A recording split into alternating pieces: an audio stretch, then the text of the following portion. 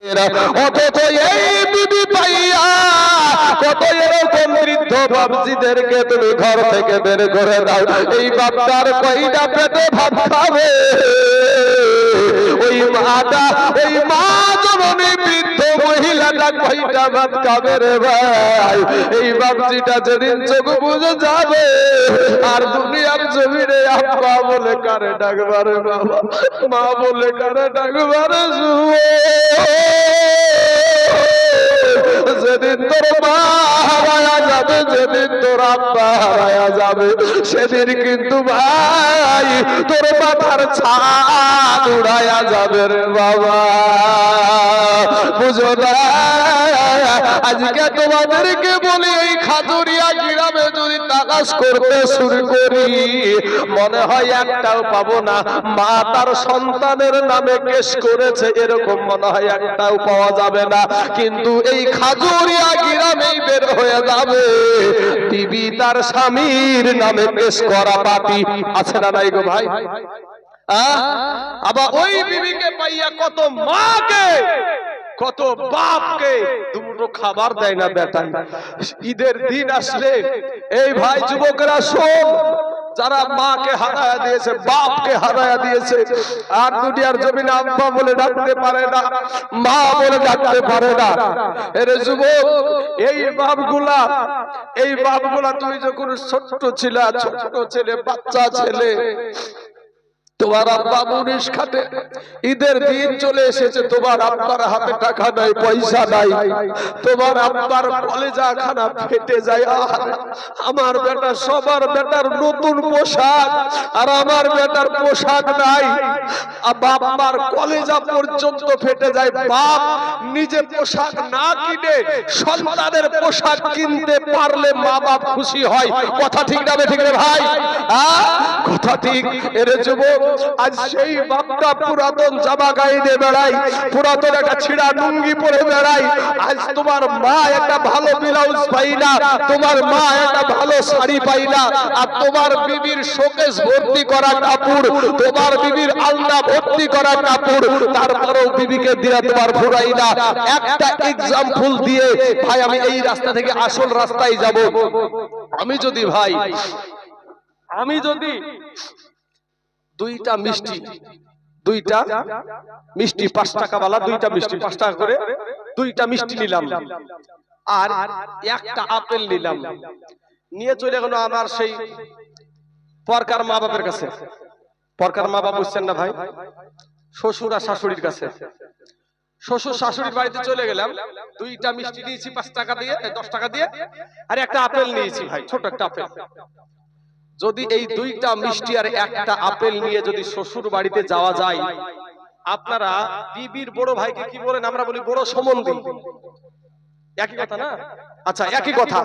তো এই বড় সম্বন্ধীর বউগালাকে সালাজ ভাই বলেন তো নাকি? সালাজ ভাই। তো দুইটা মিষ্টি আর একটা আপেল যেমন সালাজ ভাইয়ের চোখে পড়বে রে ভাই, এটাকে কি বলেন? কহিনা না? কহিনা। এমন কহিনা গুতা দিবে আপনাকে না, আপনার পাঁচজন কানা করে ফেলবে। তখন যদি আপনি শাশুড়িকে যায় বলেন, মা দেখেন দিনে আপনার বৌমা বিরক্ত করছে, জ্বালাচ্ছে, বলে জামাই তোমারও যে কাণ্ড জ্ঞান নাই, দুইটা মিষ্টি লিখে কিন্তু ঠিক আছে, বলবে না? তোমার যে কাণ্ড জ্ঞান নাই। আপনি শ্বশুর বাড়িতে গেলে সালাজ ভাজে ভালোবাসে না, শাশুড়িতেও বাবা সেই রকম মুখ ফুটে বলতে পারে না, কিন্তু ভিতর ভিতর বলতে থাকে যে জামাইয়ের কাজ নাই, কিছু নাই, দুইটা মিষ্টি উঠিয়েছে বাড়িতে, আমার কার মুখে দিব আমি এখন? হবে না? কিন্তু বাবা ওই একটা মিষ্টি আপনি দুটো নিয়ে নিন, একটা মিষ্টি নেন আর একটা আপেল নেন, নিয়ে গিয়ে এটা আপনার বাবা বা ওইখানে আপনার মা বসে আছে, বাপকে গিয়ে বলবে, আব্বা গো আমার কাছে টাকা ছিল না, তো আমি এই একটা মিষ্টি আমি মন থেকে আমি তোমার জন্য নিয়ে এসেছি। আর যাদের এই কথাটা হয়তো অনেকে হাসি পেলেন, কিন্তু ভাই যাদের বাপ হারিয়ে গেছে তাদের ভিতরে বড় কষ্ট লাগছে এই কথাটা শুনতে। কারণ বাপের চেহারা খারাপ দেখতে পায় না, আব্বা বলে ডাকার মতো সুযোগ নাই। তোমার জন্য লোকের জমিতে মুনিশ দিয়েছে, পাড় দিয়েছে, রৌদ্রের তাপে বৃষ্টিতে ভিজে যেই বাপ তোমার মুখে খাবার তুলে দিয়েছে, সেই বাপটা আজ নাই। তো ওই একটা মিষ্টি বা একটা আপেল নিয়ে গিয়ে তোমার বাপকে বলো, আব্বা গো কি মা আমার কাছে টাকা নাই, তো আমার কাছে দুটো কটা টাকা ছিল, তো একটা মিষ্টি আর একটা আপেল নিয়ে এসো, মা তুমি খেয়ে খুশি হও। বলেন মা খুশি হবে না বেজার হবে ভাই? খুশি হবে। অথচ সেই মাকে আমরা প্রাধান্য দিই না ভাই, সেই মাকে আমরা প্রাধান্য দিই না, সেই বাপকে আমরা প্রাধান্য দিই না। কবি বলছেন, ওরে মায়ের কাঁদনা হে জগৎ জীব, দুই চার মাস বোনের কাঁদন রে, ওরে ঘর পুরি বাইরের কাঁদন কয়েকদিন পর থাকে না, দুঃখের দহরদি আমার এই জনম দুঃখী মা, গর্ভধারিণী মা, জনম দুঃখিনী মা, এই দুঃখের দহরদি আমার জনম দুঃখী মা। বাইরে 10 মাস 10 দিন মায়ে গর্ভে দিছে ঠাই, রক্ত মাংস খাইয়া আমরা দুনিয়ায় আসলাম ভাই। 10 মাস 10 দিন মায়ে গর্ভে দিছে ঠাই, রক্ত মাংস খাইয়া আমরা দুনিয়ায় আসলাম ভাই। এ মায়ের ও সবের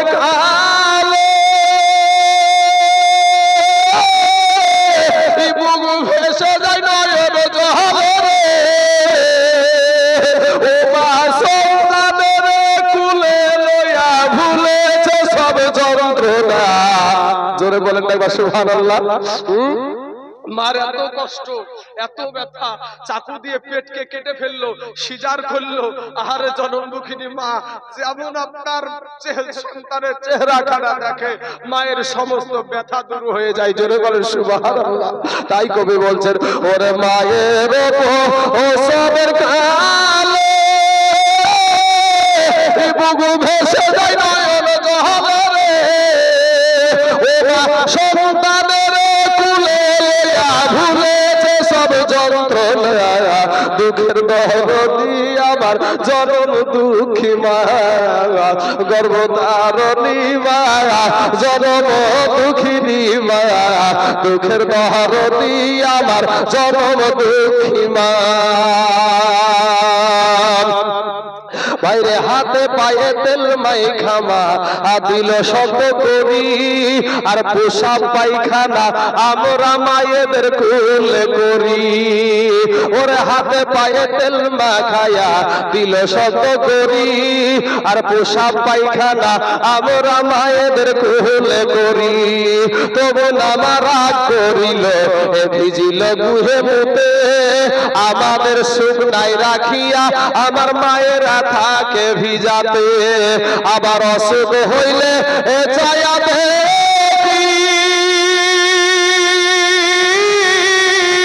মাইরে সে বিছানায় বইসারে, বলে আমায় আল্লাহ লইয়া যাবে সন্তানের নিও না, দুঃখের দহরদি আমার জনম দুঃখী মা, গর্ভধারিণী মা, জনম দুঃখিনী মা, দুঃখের দহরদি আমার জনম দুঃখী মা।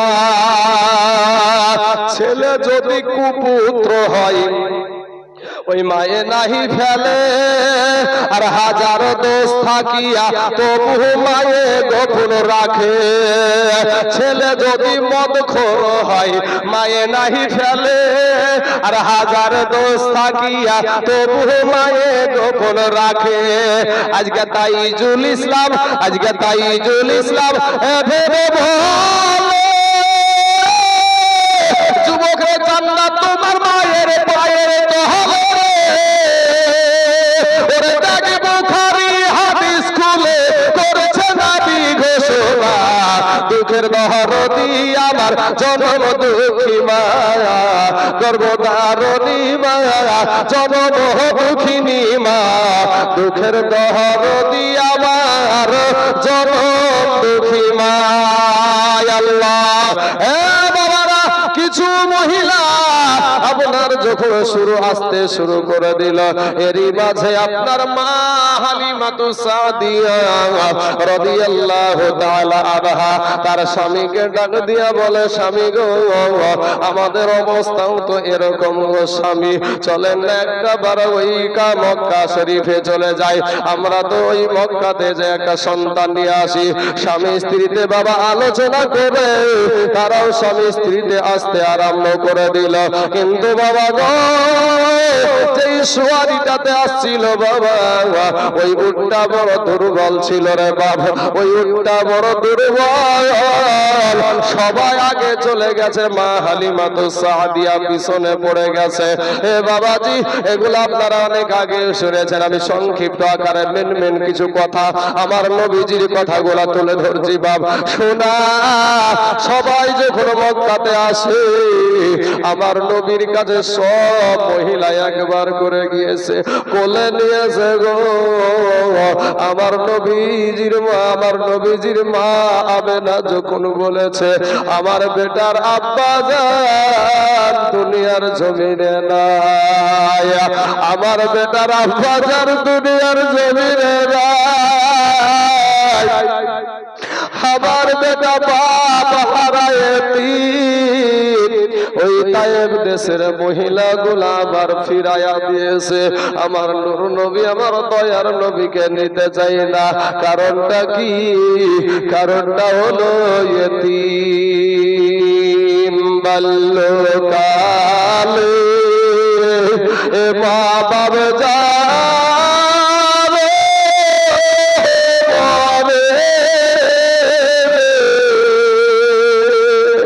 বাল্যকালে মা বাবা যাবে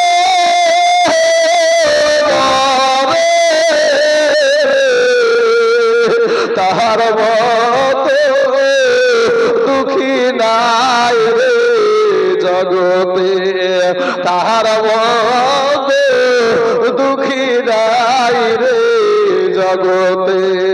যত নারীরা এসেছিল আমার নবীকে কুটু কথা বলে ফিরাইয়া দিল রে বাবা। আমার মায়া বেলা চোখ দেওয়া ঝরনয়নে পানি ঝরে যায় বাবা। সোনা মানিকেরা গো, এমন সোমাতে এরা যখন বাচ্চা নিয়ে চলে যাচ্ছে বাবা, মক্কার ছেলেদেরকে নিয়ে যখন চলে যাচ্ছে, তায়েব দেশে ফেরত যাচ্ছে, এমত অবস্থায় রাস্তার মাঝে হালিমাতু সাদিয়া আমার নবীজির দুধ মাতার সাথে দেখা। এমন সোমাতে বলে, হালেমা গো, তুমি এত দেরিতে কেন? কি বিষয়, ব্যাপারটা কি? বলে, আমার সোয়ারিটা, আমার জন্মহীনটা যারা আমাদেরকে নিয়ে যাচ্ছে সেটা অতি দুর্বল, জোরে চলতে পারে নাই রে বোনেরা রে। তোমরা তখন সঙ্গে সঙ্গে ওই মহিলাগুলা বলল, হালেমা গো, মক্কা দেশে আর যেও না, আর সন্তান মক্কাতে নাই, যেই সন্তানগুলা ছিল আমরা নিয়ে চলে এসেছি। হালিমাতু সাদিয়া বলে, স্বামী কি করা যায়, এত দূর রাস্তা আমরা চলে এসেছি। স্বামী বলছে, তাই তো গো বিবি। হালিমা ডাক দিয়ে বলে, স্বামী গো, শুনেছি ওই মক্কাতে নাকি আল্লাহর একটা কাবা ঘর আছে, ওই কাবা ঘরের কাছে গিয়া যদি আল্লাহর কাছে দিল খোলসা করে কিছু চাওয়া যায়, আল্লাহ কাউকে খালি হাতে ফেরত দেয় না। চলো যাই স্বামী, ওই কাবা শরীফটা একটাবার আমরা তাওয়াফ করে আসি। জোরে বলেন সুবহানাল্লাহ। এ বাবারা, হালিমাতু সাদিয়া রাদিয়াল্লাহু তাআলা আনহা চলে আসলেন। আপনার কাবা শরীফ ধরে টুকরে টুকরে টুকরে টুকরে কান্দাছে হালিমাতু সাদিয়া। এবার হালিমাতু সাদিয়ার কান্না শুনে আব্দুল মুতাল্লিব গিয়ে বলে, বিটি রে, ওরে বিটি, তুমি কিসের জন্য কান্না করছো রে বিটি? হালিমাতু সাদিয়া আমার নবীজির দুধ মাতা বলে, চাচা গো, আমি এসেছি ওই তায়েব দেশ থেকে একটা বাচ্চা নেওয়ার জন্য, কিন্তু আমার দেশের মহিলারা সব বাচ্চাগুলা নিয়ে চলে গেছে, তাই মনের দুঃখে এই কাবাকে সামনে রেখে আমি এত প্রার্থনা করছি। আব্দুল মুতাল্লিব বলে, বেটি এখনো সব সন্তান শেষ হয় নাই, এখনো একটা সন্তান তো এখানে রেখে গেছে। বলে, কোথায় সেই সন্তানটা? সঙ্গে সঙ্গে আব্দুল মুতাল্লিব বলছেন, ওই দেখো ওই ঘরটাই চলে যাও, মায়ের কোলে সন্তানটা আছে। তবে বেটি রে, আগে তোমাকে বলে দেওয়া ভালো, কারণ হলো যতগুলা মহিলা গিয়েছে সবাই কোলে নিয়েছে, কিন্তু সবাই অপমানিত করে আবার চলে গেছে। ওই সন্তানটার কোনো বাবা নাই। হালিমা রে, আমি তার দাদা আব্দুল মুতাল্লিব এখনো দুনিয়ার জমিনে বেঁচে আছি। টাকা পয়সা নিয়ে তুমি কোনো টেনশন করিও না, আমার ধন সম্পদের কোনো অভাব নাই, কমতি নাই। যদি তোমার ভালো লাগে সন্তানটা নিয়ে যেতে পারো। এ বাবাজির, আমার সোনা মানিকেরা, আমার যুবক ভাইয়েরা, আমার মা খালা গো, হালিমাতু সাদিয়া এবার স্বামীর সাথে আলোচনা করেছে, স্বামী গো কি করা যায়? যাই হোক, খালি হাতে যাওয়ার চাইতে নাই মামার চাইতে কানা মামা ভালো। এই বলে স্বামী গো, যদি যে সন্তানটা দেখতে ভালো হয় তাহলে তাকে নিয়ে চলে যাব। টুকটুক করে হালিমাতু সাদিয়া মা আমেনার দুয়ারে চলে গেল। মা আমেনাকে গিয়ে বলে, বোন আমেনা রে, আমি হালিমাতু সাদিয়া, আমি এসেছি তাইয়েব দেশ থেকে, আমি তোমার বাচ্চাটা নিয়ে যেতে চাই। আমার মা আমেনা 16 বছরের আমেনা, অল্প বয়সের আমেনা রে বাবা, চোখের পানি ছেড়ে দিয়ে বলে, আমার সন্তানকে তুমি নিবা? বলে, হ্যাঁ নিব, তবে তোমার সন্তানের একটা বার চেহারা খানা দেখাও। যখন বাবা আপনার যখন কাপড়খানা যখন আপনার শোনাইয়া দিল, সাথে সাথে আমার নবীজি যেন হালিমাতু সাদিয়াকে আপনার একটা মুচকি হাসি দিয়ে দিয়েছে। জোরে জোরে বলুন সুবহানাল্লাহ। হালিমাতু সাদিয়া কোলে নেওয়ার সাথে সাথে বাবা হালিমা একটাবার চেক করে দেখলো রে বাবা, যে স্তনের দুধে মেদা স্তনে লাগায়া দিল। আমার নবী, আপনার নবী, ওরে ডানে বেদারির দল, তুমি ছোট কালে মায়ের কোলে যদি কেউ বাবা হাতে টাকা দিয়েছে, টাকাটা ধরে নিয়েছে, টাকাটা কিছু নিতে চাই না। ছোট বাচ্চাকে টাকা দেন, ও কিন্তু টাকাটাকে ছাড়তে চাই না রে বাবা। সোনামানি, আর আমার নবীজি মা হালিমাতু সাদিয়ার বাবা একটা স্তনের দুগ্ধ পান করলেন, অপর স্তনের দুগ্ধ পান করে না। জোরে বলেন সুবহানাল্লাহ। হালিমাতু সাদিয়া বাবা আমার নবীকে নেওয়ার জন্য রাজি হয়ে গেল। বাবা গো, আমেনা এটা ডাক দিয়া বলে, বোন আমেনা, বোন হালিমা রে, আমার বেটাকে কোনো সময় তুমি কালো মুখ করিও না, আমার বেটাকে বাবা হারা বলে তুমি কোনো সময় গালি দিও না। আমি আমেনা, আমি সহ্য করতে পারবো না রে হালিমা। হালিমাকে ডাক দিয়া বলে, হালিমা, আমার এই সন্তানটাকে তুমি ভালো করে দেখে রেখো। এ বাবা গো, সঙ্গে সঙ্গে বাপ ওই হালিমার না খাওয়ার কারণে স্তনে বাবা দুগ্ধ ছিল না। আমার নবীকে কোলে নেওয়ার সাথে সাথে সঙ্গে সঙ্গে আপনার হালিমার স্তনে দুগ্ধে আমার আল্লাহ বরকত দিয়ে দিয়েছে। জোরে বলেন সুবহানাল্লাহ। আর আমার নবীকে মা হালিমা আর তার চেহারা থেকে বাবা মুখটা ফেরাতে পারে না, চোখটা ফেরাতে পারে না, কারণ মা আয়েশা সিদ্দিকা রাদিয়াল্লাহু তাআলা আনহা আমার নবীজির ছোট বিবি, উনি বলছেন ইউসুফ নবীকে দেখে 40 জন মহিলা আপনার আপেল কাটতে গিয়া আঙ্গুল কেটে ফেলে দিয়েছিল, যে টের পেয়েছিল না। ওই মহিলাগুলা যদি আমার নূর নবী, আমার দয়ার নবীকে দেখতে রে বাপ, কলেজা কেটে ফেলতো, তারপরেও টের পাইতো না। জোরে বলেন সুবহানাল্লাহ।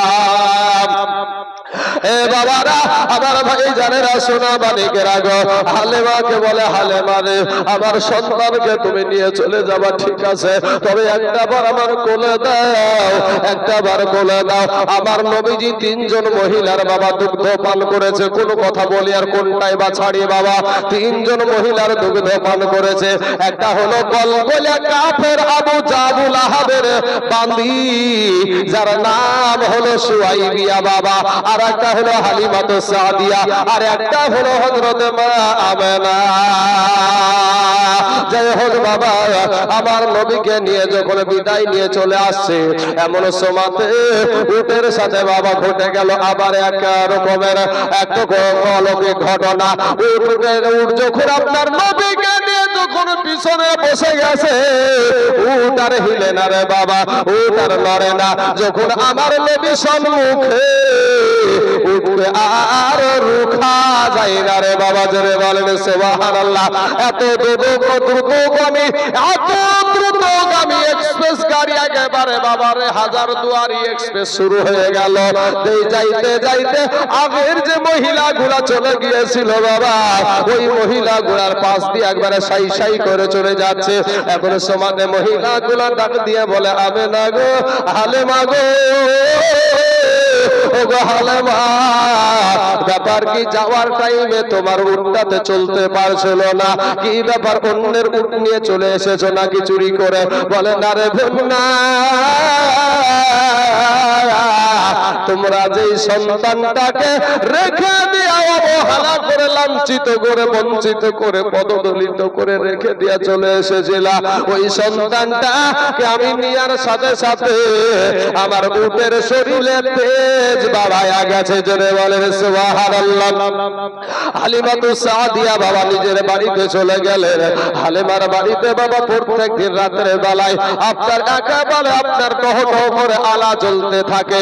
আমি এই ছোট ছোট বিষয়গুলা ছেড়ে যাচ্ছি বাবা। সোনা মানিক একদিন, দুই দিন, তিন দিন করতে করতে বাবা দেখা গেল হালিমার বাড়ির যত দুম্বাগুলা ছিল, যত ছাগল দুম্বা ভেড়াগুলা ছিল বাবা, এগুলার শরীরে আল্লাহ বরকত দিতে শুরু করেছে। আমার আল্লাহ বরকত দিয়ে দিয়েছে। এইদিকে পাড়ার মানুষদের বাবা বড় হিংসা, ওর এত কিছু হয়ে গেল, আমাদের হয় নাই কেন, আমাদের হয় নাই কেন? এক মাস যখন হয়ে গেল, আমেনা আমার নবীজির মা আর থাকতে পারে না, যুবক রে, দুনিয়ার জমিনে মাঝ কি জিনিস তুমি টের পাইবা না। তোমার মা যে তোমাকে কত কষ্ট করে দুনিয়ার জমিনে এনেছে রে বাবা, জীবনে বেঁচে থাকতে মাকে কষ্ট দিও না রে ভাই, মাকে মেজাজ দেখায়ও না। মা জননীর মতো তোমার আপন কেউ নাই।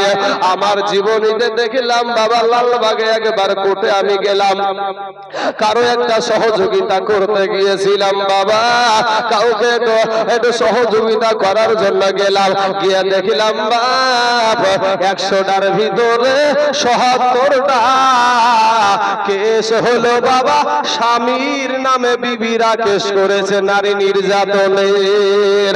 অথচ এই বিবি পাইয়া কত এরকম বৃদ্ধ বাপজিদেরকে তুমি ঘর থেকে বের করে দাও। এই বাপটার কয়টা পেটে ভাত খাবে? ওই মাটা, ওই মা জননী বৃদ্ধ মহিলাটা কয়টা ভাত খাবে রে ভাই? এই বাপজিটা যেদিন চোখ বুঝে যাবে আর দুনিয়ার জমিনে আব্বা বলে কারে ডাকবারে বাবা, মা বলে কারে ডাকবারে যেদিন তোর মা হারায়া যাবে, যেদিন তোর আব্বা হারায়া যাবে, সেদিন কিন্তু ভাই তোর মাথার ছাদ উড়ায়া যাবে রে বাবা, বুঝো না? আজকে তোমাদেরকে বলি, এই খাজুরিয়া গ্রামে যদি তালাশ করতে শুরু করি, মনে হয় একটাও পাবো না। মা তার সন্তানের নামে কেস করেছে এরকম মনে হয় একটাও পাওয়া যাবে না। কিন্তু এই খাজুরিয়া গ্রামেই বের হয়ে যাবে বিবি তার স্বামীর নামে কেস করা পাপী। আছে না নাই গো ভাই? আবার ওই বিবিকে পাইয়া কত মাকে কত বাপকে দুমুঠো খাবার দেয় না বেটা।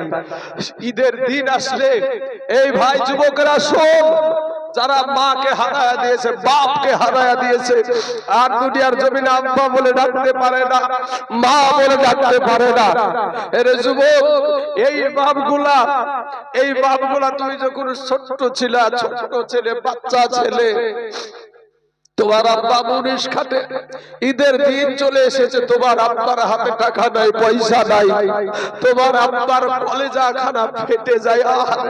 আমার বেটা, সবার বেটার নতুন পোশাক, আর আমার বেটার পোশাক নাই।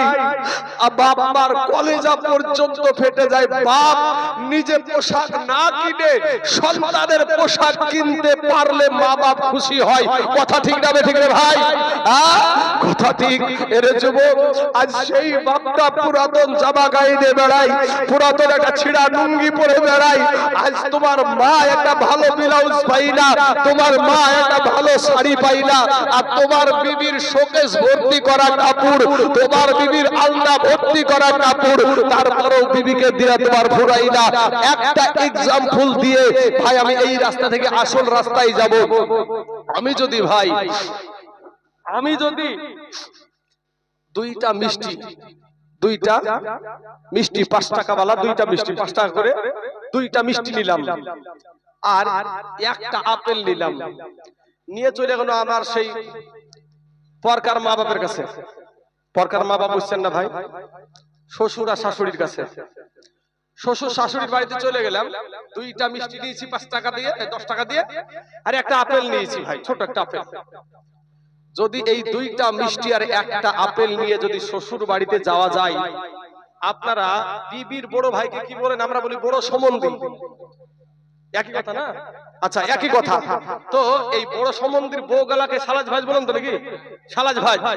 তো দুইটা মিষ্টি আর একটা আপেল যেমন সালাজ ভাইয়ের চোখে পড়বে রে ভাই, এটাকে কি বলেন? কহিনা না? কহিনা। এমন কহিনার গুতা দিবে আপনাকে না, আপনার পাঁচজন কানা করে ফেলবে। তখন যদি আপনি শাশুড়িকে যায় বলেন, মা দেখেন দিনে আপনার বৌমা বিরক্ত করছে, জ্বালাচ্ছে, বলে জামাই তোমারও তো কাণ্ড জ্ঞান নাই, দুইটা মিষ্টি দেখে কিন্তু ঠিক আছে, বলবে না? তোমার যে কাণ্ড জ্ঞান নাই। আপনি শ্বশুর বাড়িতে গেলে সালাজ ভাজে ভালোবাসে না, শাশুড়িতেও বাবা সেই রকম মুখ ফুটে বলতে পারে না, কিন্তু ভিতর ভিতর বলতে থাকে যে জামাইয়ের কাজ নাই, কিছু নাই, দুইটা মিষ্টি উঠিয়েছে বাড়িতে, আমার কার মুখে দিব আমি এখন? হবে না?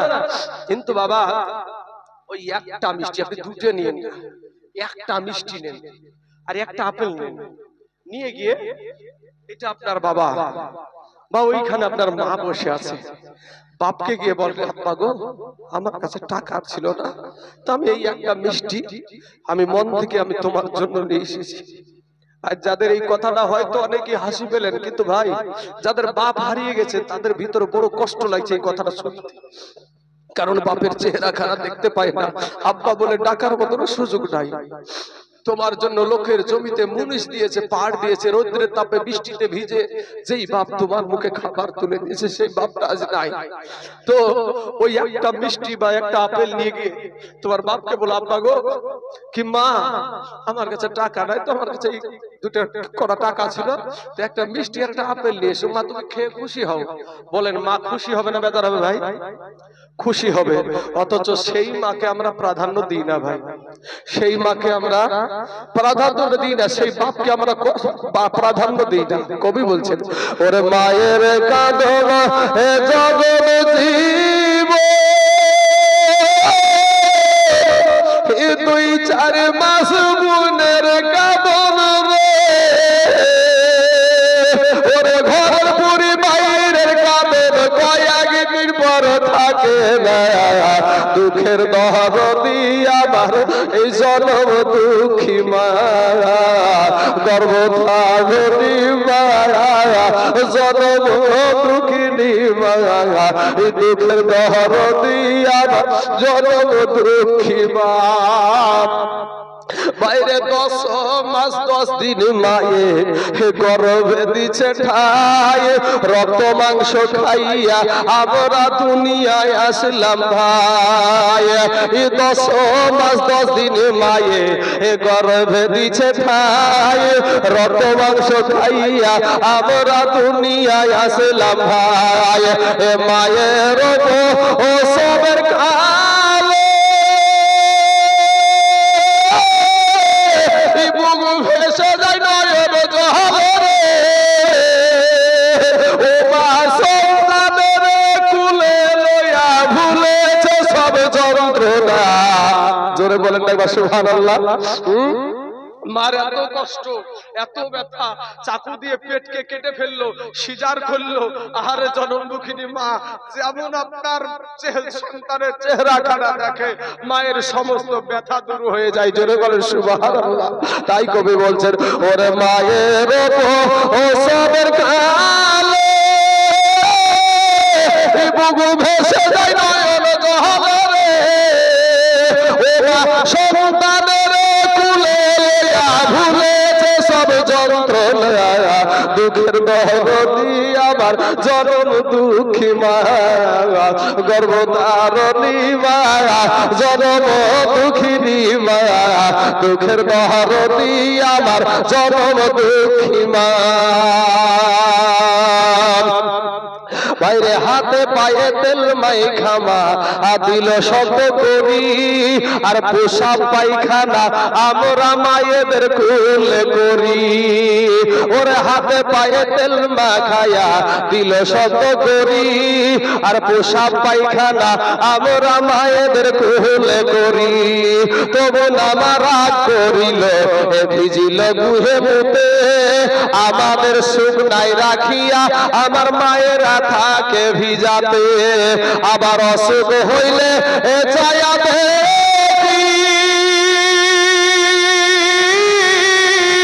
মাইরে সে বিছানাই বইসারে, বলে আমায় আল্লাহ লইয়া যাবে সন্তানের নিও না।